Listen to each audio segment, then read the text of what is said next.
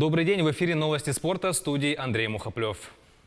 Вчера завершился один из самых крупных киберспортивных турниров с призовым фондом 34 миллиона долларов. Команда OG стала первым двукратным чемпионом 9-го International по Dota 2. За победу она получила 15 миллионов долларов. В финале OG обыграла Team Liquid со счетом 3-1. Турнир прошел в Шанхае с 15 по 25 августа на Mercedes-Benz-арене. 20-тысячный стадион был переполнен. За финалом игры в онлайне следили свыше 3 миллионов пользователей, не считая китайских платформ.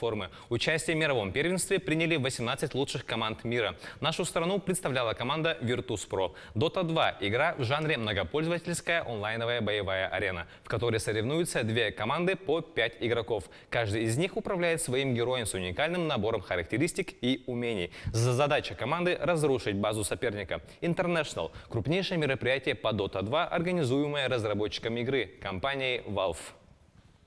Футболисты «Спартака» забили победный гол на последних минутах матча 7-го тура чемпионата России в Самаре с местными крыльями Советов и одержали победу со счетом 2-1. Таким образом, «Спартак» одержал волевую победу и сравнялся по количеству набранных очков с Краснодаром, «Зенитом», «Локомотивом» и «Ростовом». Самарцы очень старательно провели матч и заслуживали ничью. Тем обиднее им остается совсем без очков по итогам этой встречи. Справедливости ради, сложно рассчитывать на результат, если ты позволяешь нанести по своим воротам 28 ударов.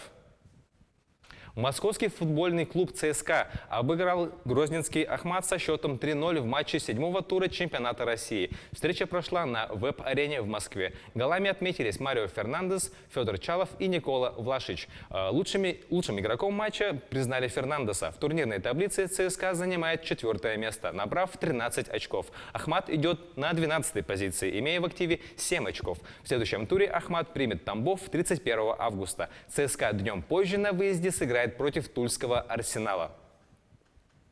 Футбольный клуб Ростов обыграл казанский Рубин со счетом 2-1 в домашнем матче 7-го тура российской премьер-лиги. Встречу, прошедшую на стадионе Ростов-Арена, посетили свыше 35 тысяч зрителей. Голами в составе хозяев поля отметились Элдер Шамурудов и Александр Саплинов. У гостей забил Евгений Марков. Ростов и Рубин провели 31 матч в чемпионатах России. Команда из Ростова одержала 9-ю победу. В 10 матчах была зафиксирована ничья. Еще 12 встреч выиграл казанский клуб. В турнирной таблице Ростов поднялся на 3-е место. Рубин идет 7-м. А в следующем туре Ростов на выезде сыграет с московским Локомотивом 31 августа. Рубин в тот же день проведет домашний матч против Сочи.